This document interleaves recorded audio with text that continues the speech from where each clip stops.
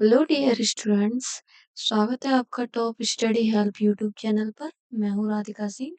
जैसा कि आप सभी को पता है, हमारी एक टेस्ट सीरीज चल रही है जिसमें हम यूपी टेट के कुछ प्रीवियस ईयर क्वेश्चंस को सॉल्व कर रहे हैं। तो हिंदी और पेडागोजी के हम क्वेश्चंस को सॉल्व कर चुके हैं 30 और आज की वीडियो में हम इंग्लिश के 30 क्वेश्चंस को सॉल्व करेंगे। ये क्वेश्चंस आप अच्छे से देखिएगा, ये आपके हर टीचिंग एग्जाम में काम आने वाले हैं। ठीक है, वीडियो करते हैं स्टार्ट। और ये है हमारा पहला question. Choose the correct sentence. इसमें से हमें क्या करना है, करेक्ट जो सेंटेंस है वो चूज करना है। ठीक है, तो the committee was divided on this point. B है the committee was one on this point. The committee have one on this point. The committee were on this point. देखिए, ये जो इसका क्वेश्चन का जो कॉन्सेप्ट है वो कलेक्टिव नाउन से पूछा गया है। किससे पूछा गया है? कलेक्टिव नाउन से। इसमें हमारी कलेक्टिव नाउन क्या है? कमिटी।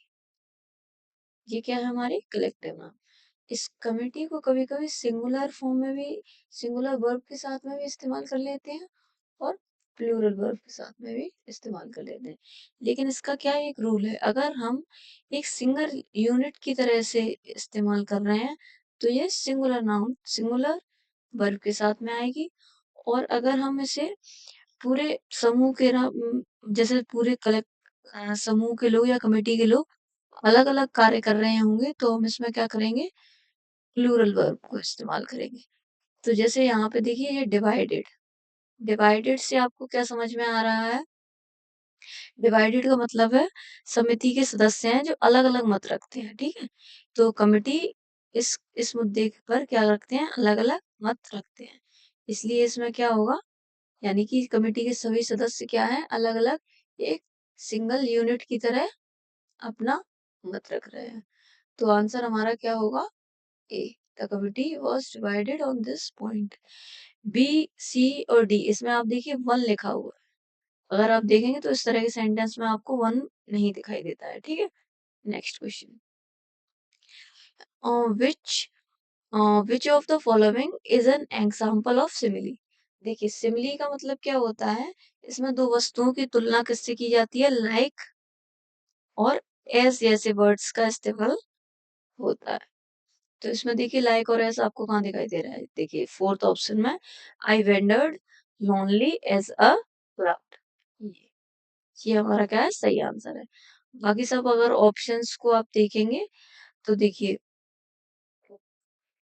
हाँ, फर्स्ट वाला देखिए, anxiety is sitting on her face. इसमें एंजाइटी को क्या किया गया है? पर्सन की तरह इस्तेमाल किया गया है, तो ये पर्सनिफिकेशन है। ठीक है, और बी वाला, लाइफ इज अ ड्रीम, इस ये क्या है? ये मेटाफर है, क्योंकि इसमें क्या है? सीधी तुलना की गई है, लाइक और एज इसमें नहीं है।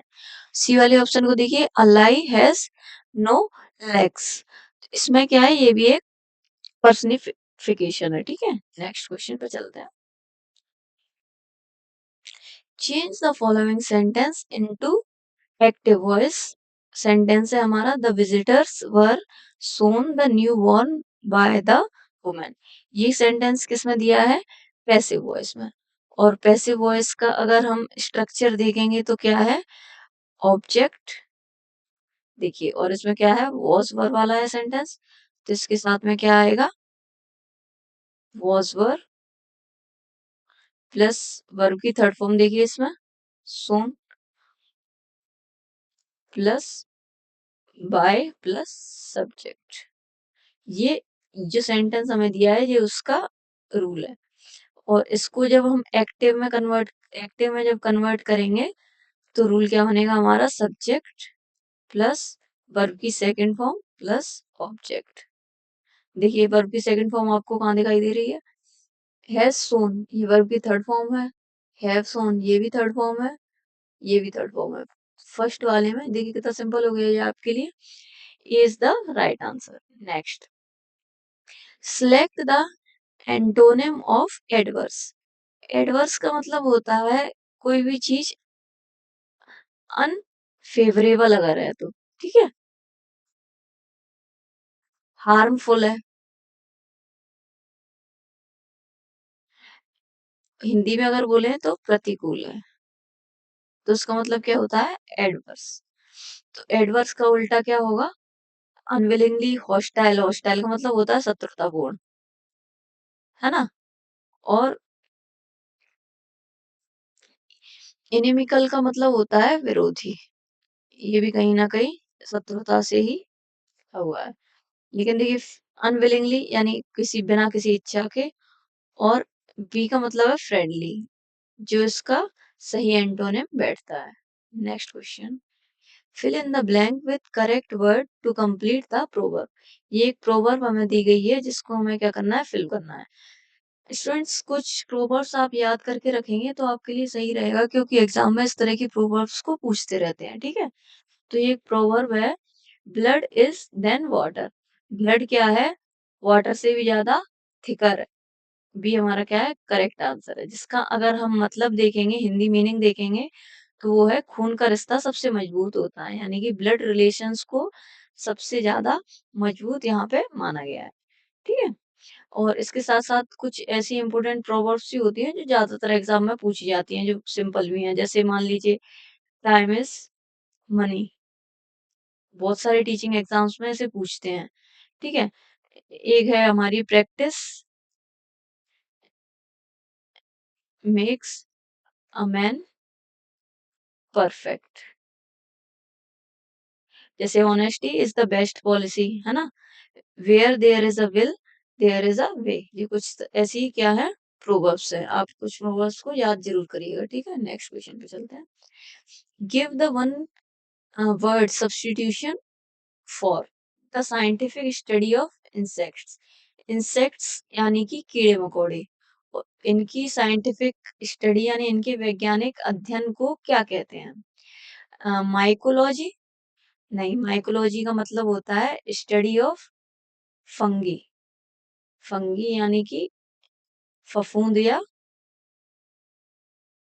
कवक इसको कहते हैं, ठीक है? मीटियोरोलॉजी, इसका मतलब होता है मौसम की स्टडी, ठीक है? क्रिमिनोलॉजी, इसमें क्या है? जैसा आपको क्राइम से दिख ही रहा है, अपराध का अध्ययन। इसमें क्या किया जाता है? अपराध का अध्ययन। एंटोमोलॉजी, ये क्या है? कीड़े मकोड़े। एंटोमोलॉजी का मतलब क्या होता है? कीड़े मकोड़े। एंटो मतलब इंस्टेक्ट। आप इसको याद रखिएगा इससे, ठीक है? तो बी हमारा क्या है? करेक्ट आंसर है। नेक्स्ट क्वेश्चन पे चलते हैं। Point out the correct direct speech of the following sentence. I asked why he was looking through the keyhole. जैसे यहाँ पे आपको ये आस्क्ड दिख रहा है, इससे आपको समझ में आ रहा है कि ये क्वेश्चन फ्रेम हमें इसमें करना पड़ेगा इसके आंसर में। तो ज्यादातर कुछ चारों ही सेंटेंस में हमें दिखाई दे रहा है कि क्वेश्चन फ्रेम फ्रेम तो कहीं ना कहीं हुआ है, लेकिन इनमें सही कौन सा है? देखिए, इसको पढ़िए। Why are you looking through the keyhole. इसमें क्या हो रहा है? इसमें अर्थ बदल रहा है। जब आप इसको इससे पढ़ेंगे, देखिए, he was looking through the keyhole, तो इसमें क्या हो रहा है? इसका पूरा मीनिंग ही चेंज हो रहा है। बी वाला देखिए, do not look through the keyhole, इसमें क्या हो रहा है? ये कमांड दी जा रही है। ये क्या हो रहा है? एक कमांड दी जा रही है, तो ये भी नहीं है। थर्ड वाला क्या है? You are looking through the keyhole, इसमें भी क्या है? सेंटेंस का स्ट्रक्चर ठीक नहीं है। Are you looking through the keyhole I said, तो डी हमारा क्या है? करेक्ट आंसर है। इसमें क्वेश्चन सही से फ्रेम भी हुआ है और हमारा रूल पे भी काम करता है। नेक्स्ट क्वेश्चन पे चलते हैं। Put the verbs in bracket into the correct present tense. इसमें क्या है? एक प्रेजेंट टेंस का सेंटेंस दिया गया है जिसमें ब्रैकेट में कुछ verbs दी गई हैं। इन verbs का जो सही फॉर्म है वो आपको क्या करना है? डिटेक्ट करना है, यानी इन ऑप्शंस में ढूंढना है। देखिए, अगर आप इस सेंटेंस को अच्छे से देखेंगे, माई डॉटर, यहाँ से देखिए, my daughter never write to me, यहाँ तक आप देखिए, जो फर्स्ट पार्ट है ये हमारा क्या है? प्रेजेंट इंडेफिनिट से लिया गया है। और सी डू, व्हाट सी डू, ये हमारा क्या है? प्रेजेंट कंटिन्यूस से लिया गया है। तो प्रेजेंट कंटिन्यूस का क्या वर्ब के साथ में क्या रूल लगता है? वर्ब के साथ में आईएनजी हमें देखने के लिए मिलेगी, और एस एम आर होगा, ठीक है? और इसमें हमें क्या होगा, वर्ब के साथ में एस और ईएस देखने के लिए मिलेगी। यानी इस वर्ब में क्या होगा, एस और ईएस होगी। देखिए राइट्स में एस और ईएस कहीं दिखाई दे रही है, देखिए इस वाले में, इसमें नहीं है, ये गलत। इसमें दिखाई दे रही है, इसमें नहीं है, ये गलत। फिर डू के साथ में आप कुछ नहीं तो आईएनजी देखिए, आईएनजी इसमें भी है, इसमें भी है, इसमें भी है, ये हमारा गलत हो ही गया था। इसमें डज, यानी ये भी हमारा गलत। तो हमारा आंसर क्या है? Next question, pick out the correct synonym of the word cantankerous. ठीक है, कैंटेंकरस का मतलब होता है झगड़ालू, चिड़चिड़ा, या जिसका लड़ाकू स्वभाव है, जो बहुत किटकिट करता है। ठीक है, किटकिट से आप इसको याद कर सकते हैं, कैंटेंकरस। तो इसके आंसर्स हम देखेंगे क्या हो सकता है। सिनोनिम यानी इसके जो समान अर्थ निकले, ऐसा इनमें से कौन सा वर्ड है? डिसरिस्पेक्टफुल, नहीं, इसका मतलब होता है कोई अनादर करने वाला, है ना, अनादर करने वाला। रेस, रेस को हम कहते हैं जल्दबाजी करने वाला, या जल्दबाज। नोइजी, नोइजी मतलब शोरगुल करने वाला, शोर मचाने वाला। क्वेरलसम, इसका मतलब होता है चिड़चिड़ा या लड़ने वाला, चिड़चिड़ करने वाला। तो बी हमारा क्या है, इसका सिनोनिम है। नेक्स्ट क्वेश्चन पे चलते हैं, pick out the sentence that has a demonstrative adjectives in it. देखिए डेमोन्स्ट्रेटिव एडजेक्टिव्स का क्या है, दिस, दैट, दीज, दोस। ये आपको अगर नाउन से पहले आते हैं और उसकी क्या बताते हैं, नाउन की विशेषता बताते हैं, तो ये डेमोन्स्ट्रेटिव एडजेक्टिव्स कहलाते हैं। देखिए इसमें दिस वाला आपको कहीं दिख रहा है, दिस दैट, बी ऑप्शन में हमें दिख रहा है, this kind of questions is often asked in examination. तो हमारा बी क्या है, करेक्ट आंसर। नेक्स्ट, नेक्स्ट में हमारे क्या है, 71 से 75 क्वेश्चन हमारे क्या है, पैसेज से पूछे गए हैं। और टीचिंग एग्जाम्स में पैसेज से क्वेश्चंस पूछते ही हैं। अगर हम इसे एक एक से एक्सप्लेन करने बैठेंगे तो वीडियो काफी लंबी हो जाएगी, इसलिए मैं क्या करूंगी, आप इसको पॉज करके पैसेज को अच्छे से पढ़ के फिर उसके आंसर्स भी देख देख सकते हैं। और अभी के लिए मैं आपको इसे थोड़ा शॉर्ट में समझा देती हूँ, जिससे आपको क्या होगा, आगे के क्वेश्चंस फॉर्म करने में आसानी हो जाएगी। ठीक है, तो इसमें देखते हैं इस पैसेज में क्या है, मैं आपको बता देती हूँ। इसमें क्या है, हेलीकॉप्टर, हेलीकॉप्टर्स और एरोप्लेन्स के बारे में बात की गई है। ठीक है, इसमें पहला क्या बताया गया है कि इसमें क्या डिफरेंस बताए गए हैं। तो फर्स्ट बताया गया है वर्टिकल टेक ऑफ, यानी सीधे ऊपर उड़ना, जो कि हेलीकॉप्टर तो उड़ पाता है लेकिन एरोप्लेन नहीं उड़ पाता। बैकवर्ड फ्लाइंग, यानी पीछे की ओर भी उड़ना, तो हेलीकॉप्टर पीछे की तरफ उड़ सकता है लेकिन एरोप्लेन नहीं कर सकता। होवरिंग, एक वर्ड इसमें दिया हुआ है, क्या दिया है, होवरिंग। होवरिंग का मतलब होता है, मैं यहाँ पे लिख देती हूँ आपको, होवरिंग या होवर। होवर का मतलब होता है एक जगह पर स्थिर रहना, हवा में एक जगह पर क्या करना, स्थिर रहना, जो कि हेलीकॉप्टर कर सकता है लेकिन एरोप्लेन ऐसा नहीं कर सकता है। ठीक है, और हेलीकॉप्टर्स के कुछ उपयोग भी बताए गए हैं, जैसे भीड़ भाड़ वाले क्षेत्रों में जहाँ रनवे नहीं होता वहाँ हेलीकॉप्टर से काम किया जाता है।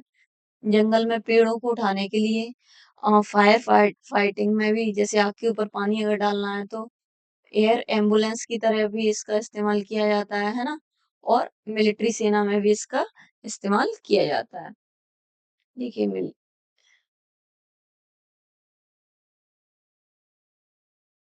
ये देखिए मिलिट्री यूजेस कन्वेंशनल एम्बुलेंस की तरह, ठीक है, पुलिस की सस्पेक्ट्स को सर्च करने के लिए भी।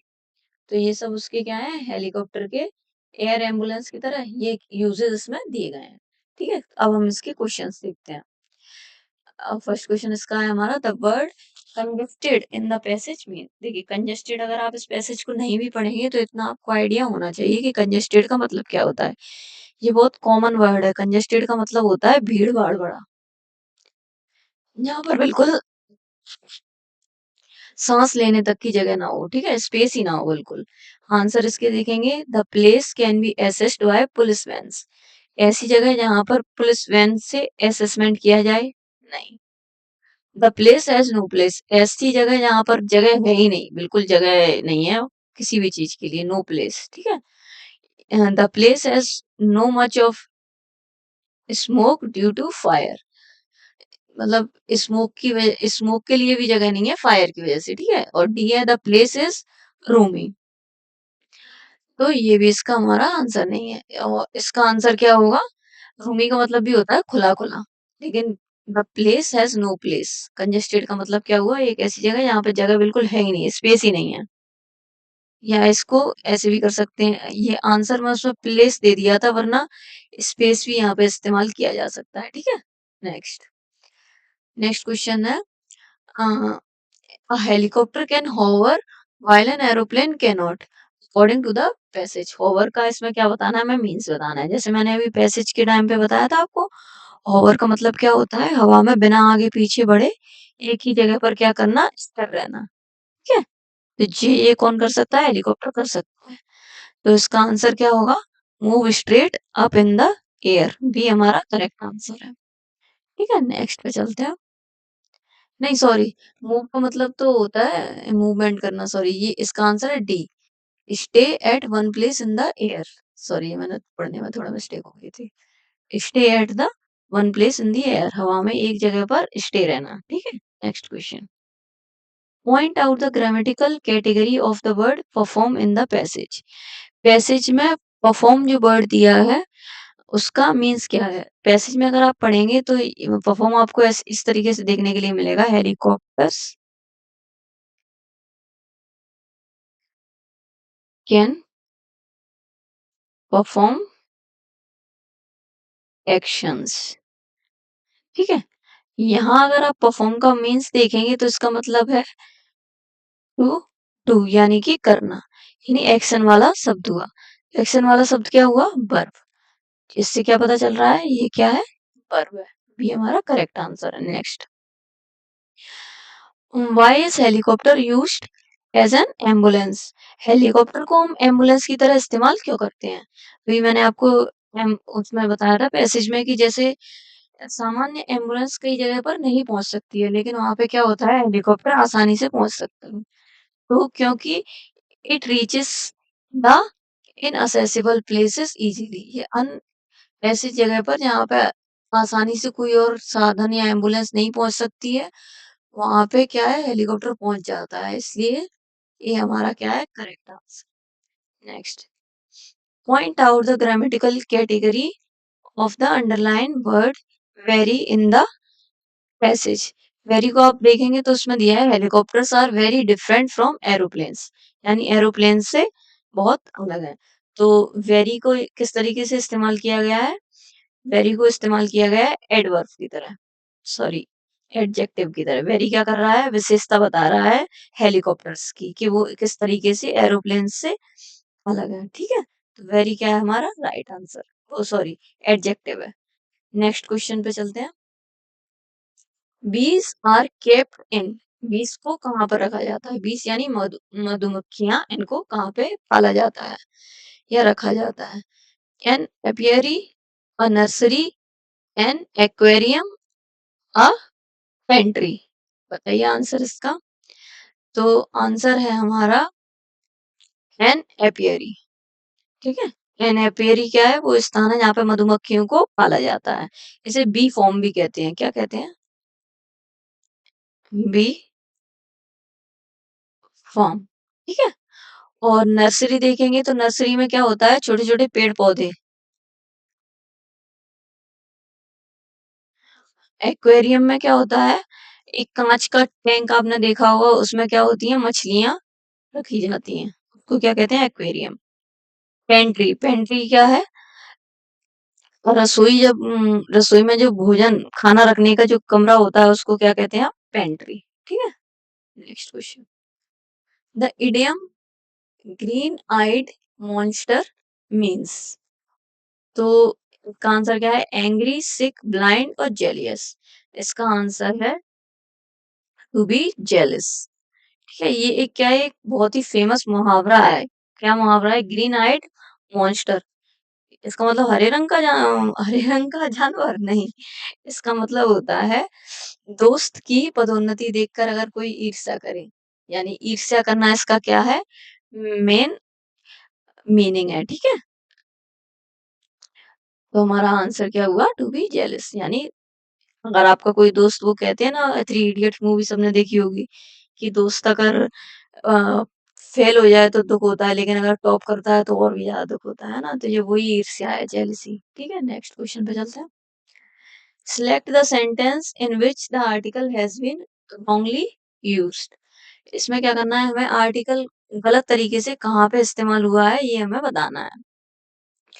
देखिए, a pupil should obey his teacher 12 inches make a foot, he is a European, he is a MA। तो इसका आंसर है he is a MA, ये हमारा करेंट आंसर है। रूल क्या है, एक तो इसका है कॉन्सोनेंट साउंड, उसके आगे ए आता है, और वोवल साउंड के आगे एन आता है। तो एम की शुरुआत किससे हो रही है, वोवल साउंड से हो रही है, इसलिए वाक्य क्या होगा, एन, ठीक है। इसमें साउंड का बहुत ध्यान रखना पड़ता है। नेक्स्ट क्वेश्चन पे चलते हैं। Pick the correct question tag from the options people shouldn't think and drive.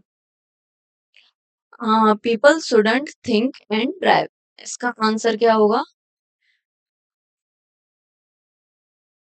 ये देखिए फर्स्ट वाला हमारा किसमें है, नेगेटिव में है, तो यानी कि हमारा जो क्वेश्चन टैग बनेगा वो किसमें बनेगा, पॉजिटिव में। ये तो हमारा सिंपल सा रूल है ही, ठीक है। तो स्टूडेंट का पॉजिटिव क्या हुआ, स्टूडेंट का अगर पॉजिटिव हम करते हैं तो शुड, तो यहाँ पे क्या आएगा, शुड। तो आंसर हमारा कौन सा हो रहा है, शुड। शुड देखिए किसमें दिखाई दे रहा है, सेल नहीं, शुड नॉट नेगेटिव है, नहीं, इजंट नहीं, शुड बी, क्योंकि यहाँ पे किसकी बात हो रही है, पीपल की, तो पीपल को जब हम यहाँ पे लेके आएंगे तो क्या बन जाएगा, दे, ठीक है। Next question, point out the part that has an error in the sentence. You are learning English for the last 1 year, but you show no improvement at all.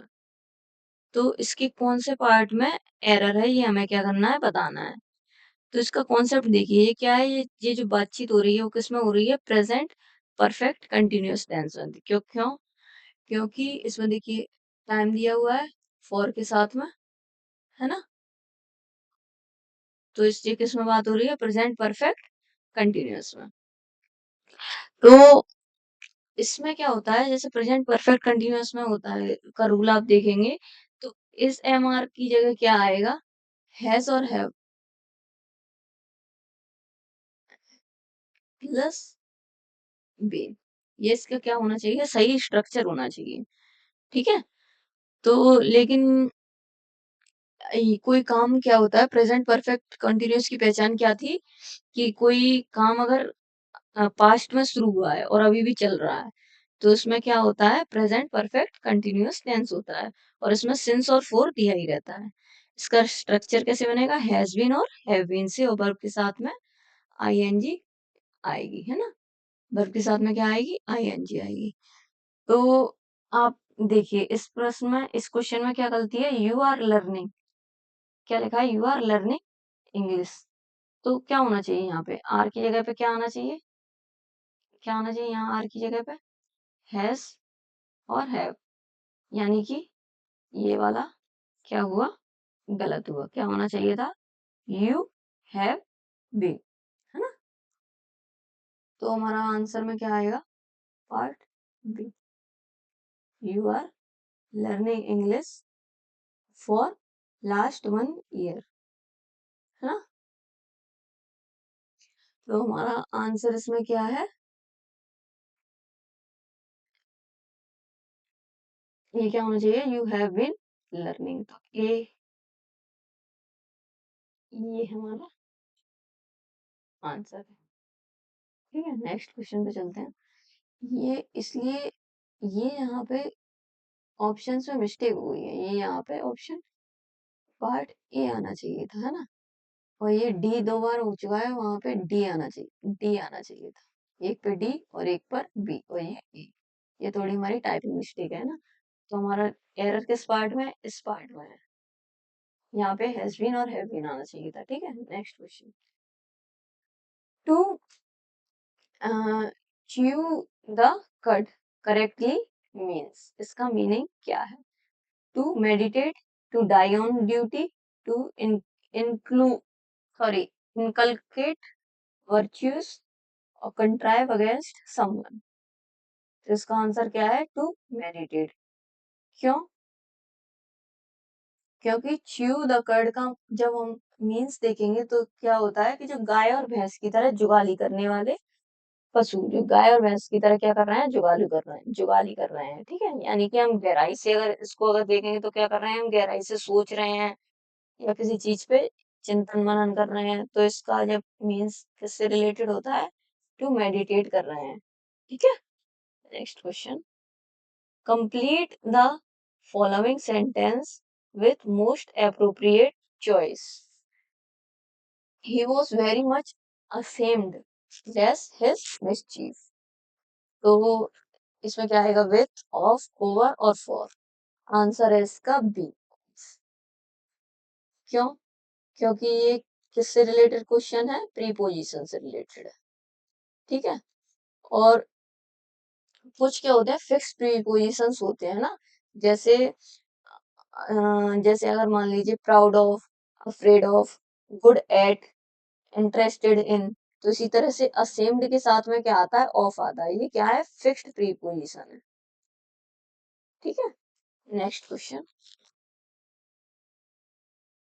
Complete the following sentence with appropriate choice. Dash he stood first, he would have gone to America. इसके option है have, had, anyways, और D option है हमारा if. तो इसका answer आएगा had, यानी B. Concept अगर इसका देखेंगे तो ये कैसे सेंटेंस है? कंडीशनल सेंटेंस इनको कहते हैं। ठीक है, कंडीशनल सेंटेंस इनको कहते हैं। ये थर्ड कंडीशनल का उदाहरण है। कौन सा? थर्ड। अगर जैसे इफ प्लस सब्जेक्ट, यहाँ पे मैं लिख देती हूँ, if plus subject plus head plus V3 subject, तो जो हमारा सेकंड पार्ट बनेगा subject plus would have plus V3, है ना। यानी कि नेक्स्ट पार्ट में क्या, नेक्स्ट पार्ट हमारा क्या है? वुड हैव है, तो फर्स्ट वाला हमारा क्या होना चाहिए? हेड होना चाहिए। ये क्या है? इसका रूल है। ठीक है, इसकी कंडीशन है कि अगर हमारा इफ से स्टार्ट हो रहा है फर्स्ट सेंटेंस तो इसमें हेड आएगा, और अगर वुड हैव आपको लास्ट में देखने के लिए मिल रहा है, वुड हैव के साथ में क्या मिल रही है आपको? वर्ब की थर्ड फॉर्म। फर्स्ट सेंटेंस में भी आपको वर्ड की क्या मिली? Third form. देखिए यहाँ पे, देखिए गॉन थर्ड फॉर्म ये आपको मिली, और यहाँ पे भी आपको ये क्या मिली? Third form. तो यानी कि यहाँ पे क्या आएगा? हेड। ठीक है, next. Fill in the blank of the sword and pen, the dash is more powerful। इसका आंसर क्या है? देखिए लेटर, लेटर, लास्ट और लास्ट वन। तो इसका आंसर है LATTER, लेटर ए। ठीक है, ये ज्यादातर टेट्स में बार बार पूछे जाने वाला क्वेश्चन है। ठीक है, इसमें लेटर का मतलब क्या होता है? LATTER, इसका मतलब होता है दो चीजों में दूसरी वस्तु, यानी दो अगर चीजों की बात कर रहे हैं तो सेकंड वाली चीज क्या हुई?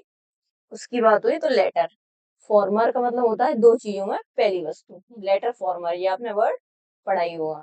सेंटेंस हमारा क्या है? इसमें स्वर्ड और पेन दो चीजें हैं, दूसरी चीज हमारी क्या हो गई? पेन। तो इसलिए क्या होगा? The letter is more powerful. Answer हमारा क्या होगा? The letter is more powerful. Next.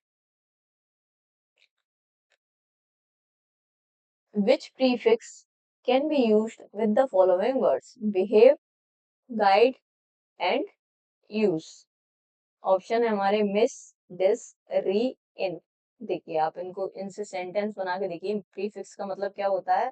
जो शब्द के पहले उस जुड़कर उसका अर्थ क्या करते हैं, बदल देते हैं। प्रीफिक्स मतलब क्या हुआ, अगर किसी वर्ड के आगे हमने उन्हें ऐड किया तो उससे उसका क्या हुआ, जो मीन्स है वो क्या हो गया, चेंज हो गया।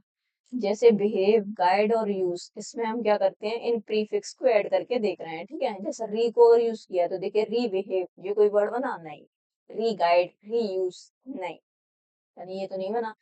इन behave, in guide, in use, नहीं, इससे भी नहीं हो रहा। मिसबिहेव, हाँ ये तो बन रहा है मिसबिहेव। गाइड, बिहेव का उल्टा हो जाएगा मिसबिहेव। गाइड का मिसगाइड, हाँ ये भी बन रहा है हमारा। यूज का मिसयूज, यानी इससे इनके अपोजिट भी हो रहे हैं, यानी अर्थ भी बदले जा रहे हैं। तो तीनों में क्या, मिस तो सही तरीके से प्रीफिक्स बन रहा है, तो ए हमारा क्या है, करेक्ट आंसर है। नेक्स्ट क्वेश्चन देखिए, नेक्स्ट क्वेश्चन में ये भी हमारे क्या है, पैसेज दिया हुआ है एक।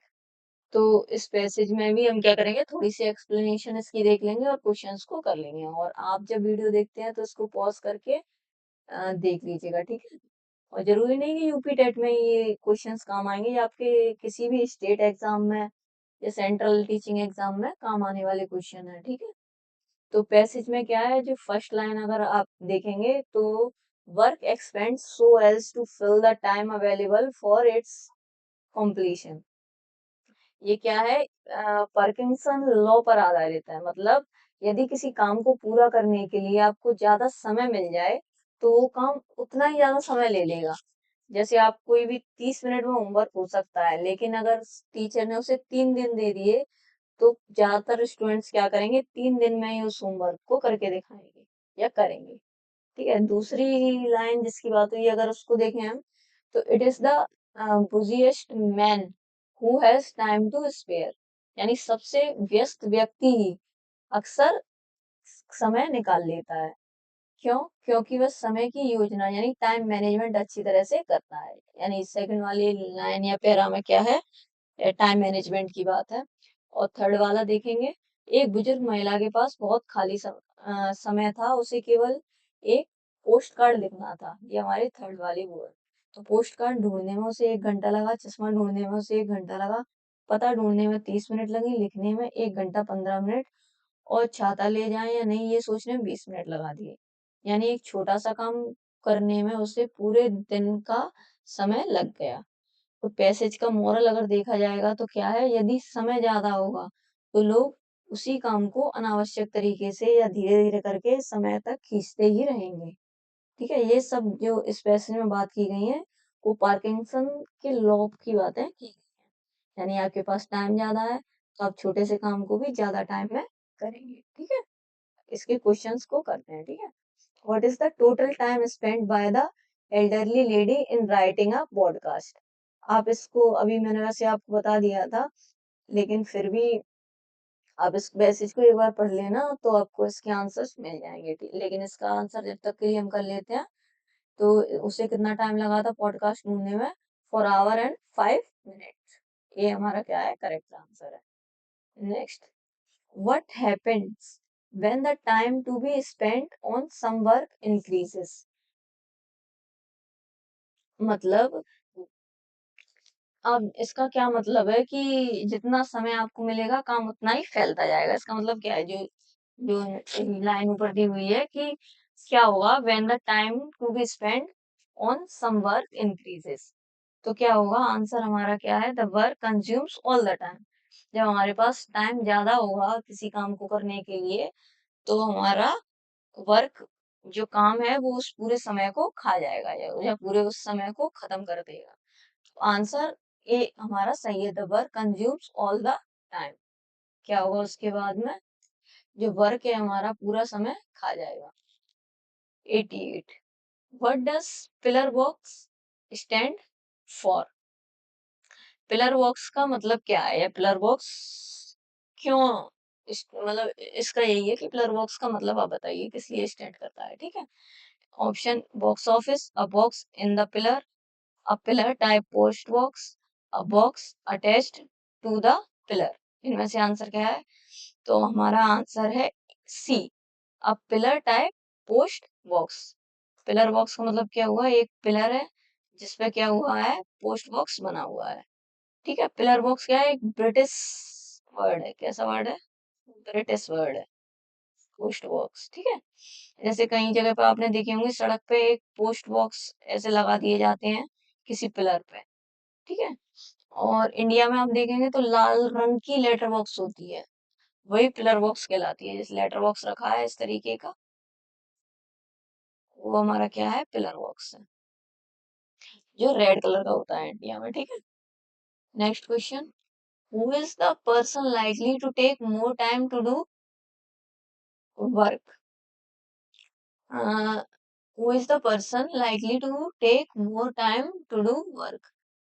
जो उस पर्सन, वो पर्सन कैसा होगा जो मतलब टाइम किसी काम को करने के लिए ज्यादा समय लेता होगा। जिस व्यक्ति के पास, मतलब वो ऐसा कैसा व्यक्ति है जो थोड़े से काम करने के लिए भी ज्यादा समय लेता है, ऐसे व्यक्ति को आप क्या कहेंगे? तो ऐसे व्यक्ति को हम कहेंगे अ मैन ऑफ लेजर। इसका मतलब क्या होता है, ऐसा व्यक्ति जिसके पास बहुत सारा खाली समय होता है, तो वो छोटे से काम में भी क्या करता है, बहुत सारा समय लगा लेता है। तो अ मैन ऑफ लेजर, इसके पास बहुत सारा खाली समय है। अगर उसके पास समय कम हुआ तो वो क्या करेगा, मोर टाइम नहीं लेगा, लेस टाइम लेगा उस काम को करने के लिए, ठीक है। Next question, point out the most appropriate explanation of the sentence. Word expand so as to fill the time available for its completion. ठीक है।